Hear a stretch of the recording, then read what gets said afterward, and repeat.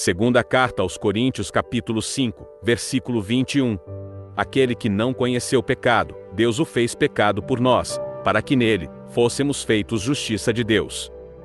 Não precisa ser muito observador para perceber que há algo de errado na humanidade. Basta olhar para dentro de nós mesmos para percebermos como somos seres estranhos, complicados, ambivalentes, cheios de manias e escolhas que muitas vezes prejudicam a nós mesmos. E quando dirigimos o nosso olhar para uma perspectiva mais geral, temos uma humanidade confusa, violenta, que nunca está satisfeita, uma humanidade doente moralmente, confusa psicologicamente, emocionalmente enferma, cheia de pânico, fobias, depressões. Temos produzido um modo de vida tão angustiante que é perfeitamente compreensível a expressão de um poeta brasileiro em sua música, em que ele diz: "Pare o mundo que eu quero descer". Teóricos do conhecimento humano afirmam que a humanidade não tem jeito, que ela é escrava dos próprios padrões que ela produziu e que não há uma solução que sirva para todos os seres humanos viver bem de maneira plena. A fé cristã, no entanto, defende a ideia de que a humanidade será redimida, será resgatada de tudo aquilo que ela produziu e que lhe cativa, que lhe aprisiona, lhe degrada moralmente, lhe arruína emocionalmente e que promove uma existência pesada, sem paz, sem alegria, confusa e sem sentido.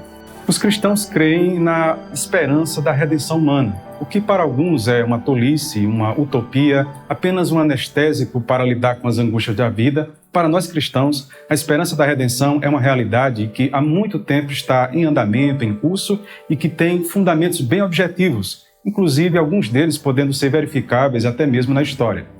Neste pequeno versículo, temos uma síntese em declarações bem curtas de alguns fundamentos da esperança mais ansiada no coração humano, mas que ele não sabe onde encontrar, que é a esperança da redenção humana. Em que está fundamentada a esperança cristã a respeito da redenção humana? Por que os cristãos acreditam que ainda há esperança para a humanidade?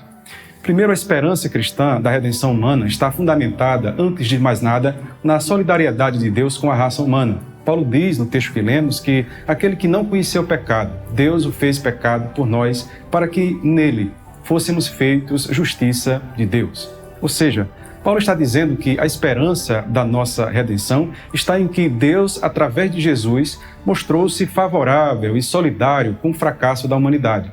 Apesar da humanidade ter se rebelado contra Deus e, como consequência, ter caído em desgraça e maldição, ao invés de Deus desistir da humanidade e entregá-la à sua própria destruição, ele se solidarizou com o seu desastre, se compadeceu de sua queda e se mostrou favorável, fazendo algo por nós, dando Jesus. O que nos leva ao segundo fundamento da esperança cristã da redenção humana, que está no compromisso de Deus em fazer acontecer a redenção. Paulo nos diz: aquele que não conheceu o pecado, Deus o fez. Essa expressão, Deus o fez, na verdade, declara quem é o agente por trás do processo de redenção humana, que é Deus. Deus não só se solidarizou, mas se comprometeu com o seu poder em levar a cabo todo o processo redentivo.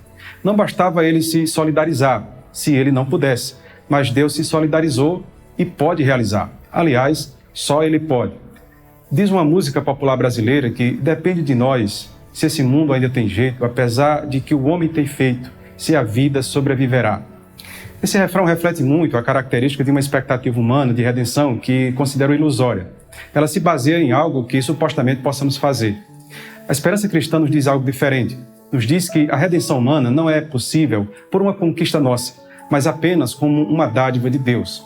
Nesse pequeno trechinho bíblico escrito por Paulo, não apenas descreve alguma coisa que aconteceu isoladamente, mas afirma com clareza quem é o agente responsável por levar à consumação plena de todo o processo de redenção na história. Com isso, Paulo está dizendo que Deus está profundamente comprometido com o seu poder em resgatar a humanidade do seu cativeiro, de todas as suas mazelas e dores. Por isso, podemos ter esperança. Por isso, podemos confiar, apesar do caos, apesar das decepções, apesar das injustiças.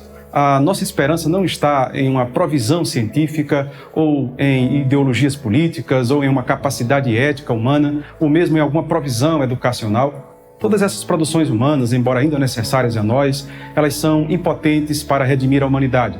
Elas sempre cairão em fracasso, mas Deus não fracassa. Mas há um terceiro fundamento expresso nesse texto que justifica a esperança cristã, que está no triunfo de Jesus sobre o pecado humano. Paulo diz claramente sobre Jesus, aquele que não conheceu o pecado. Jesus exerceu sua humanidade de um modo pleno, perfeito, triunfando sobre toda a possibilidade de transgressão da identidade humana. Apesar de todo o assédio, apesar de toda a tentação, de toda a provocação do mal, ele nunca cometeu transgressão alguma. Nunca caiu em engano, em desequilíbrio ou violação, nem em relação a Deus, nem aos homens, nem a si mesmo. Com sua humanidade plena, ele resgatou a nossa própria identidade humana. A nossa identidade está guardada em Jesus e nos será dada por ele na consumação de todas as coisas. No Apocalipse 2,17 está dito que também lhe darei uma pedrinha branca e sobre esta pedrinha um novo nome escrito, o qual ninguém conhece, exceto aquele que o recebe. Esse novo nome é uma expressão que tipifica uma nova identidade. É nesse novo nome em que está contido a sua verdadeira identidade. Aquilo que você é hoje, que você diz ser, é fruto de muitas experiências, algumas positivas, outras negativas, algumas traumáticas, outras culturais. Mas a verdade é que a sua verdadeira identidade está perdida porque você e eu nascemos em uma espécie humana caída. No entanto, o triunfo de Jesus sobre toda a contingência humana, sobre toda a violação espiritual, fez com que ele resgatasse integralmente a sua identidade pessoal mais profunda. Haverá uma nova humanidade porque haverá um ser humano novo, saudável, em todas as suas dimensões. Mas há um quarto fundamento da esperança cristã, expressa aqui por Paulo, que está na obra vicária de Jesus na cruz. Aquele que não conheceu o pecado, diz Paulo, Deus o fez pecado por nós. Embora não apareça aqui de modo explícito a palavra cruz, ela vai aparecer de um modo implícito, subentendida na expressão de Paulo quando diz o fez pecado por nós. Naturalmente, ele não está dizendo que Deus fez Jesus pecador. Isso iria contrariar a frase anterior. Mas a ideia que subjaz o texto é que Deus fez Jesus identificar-se totalmente com os pecadores, de tal maneira que pudesse ser tratado como um deles, ser condenado como um deles, sofrer a morte de cruz, assumindo o pecado de todos eles. É isso que significa o termo vicário, significa que ele nos substituiu. C.S. Lewis, o teólogo cristão irlandês, traduz isso muito bem nas Crônicas de Nárnia, no livro O Leão, o Feiticeiro e o Guarda-Roupa, quando Aslan morre no lugar de Edmundo por ele ter quebrado a lei de Nárnia e ter traído os seus irmãos. Sua sentença era a condenação e a morte, mas Aslan assume o seu lugar e essa é uma representação perfeita daquilo que Jesus fez. Paulo diz em Gálatas 3,13 que Cristo nos resgatou da maldição da lei, fazendo-se Ele próprio maldição em nosso lugar. Com isso, Ele nos reconciliou com Deus e com outras pessoas, recuperou a nossa comunhão, a nossa unidade com Deus e com as pessoas. Não haverá mais guerras, não haverá mais medo, não haverá ameaças, não haverá mais culpas, não haverá mais destruição de nenhuma natureza, porque Ele resgatou a paz em todos os níveis, por sua obra vicária, por sua obra na cruz. Em Colossenses 1,20 nos é dito que por intermédio dele, ou seja, de Jesus, reconciliasse consigo todas as coisas, tanto as que estão na terra quanto as que estão nos céus, estabelecendo a paz pelo seu sangue vertido na cruz. Ele bancou o custo da nossa redenção, por isso temos esperança da redenção humana. Mas há um quinto fundamento da esperança cristã de redenção humana, que é a imputação da justiça aos que creem. Paulo diz, aquele que não conheceu o pecado, Deus o fez pecado por nós, para que nele fôssemos feitos justiça de Deus.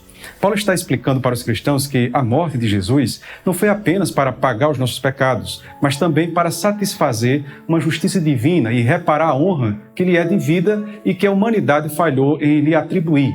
E a humanidade, para ser redimida, precisaria reparar isso, e Jesus o fez. John Stott, um pastor e teólogo cristão britânico já falecido, disse certa vez que Jesus não pagou para o diabo nos libertar, ele pagou para Deus. O sacrifício de Jesus satisfez uma exigência de justiça de Deus. Por que cremos na redenção humana? Entre outras coisas, porque Deus se mostrou solidário e se comprometeu com seu poder em levar a cabo todo o processo redentivo.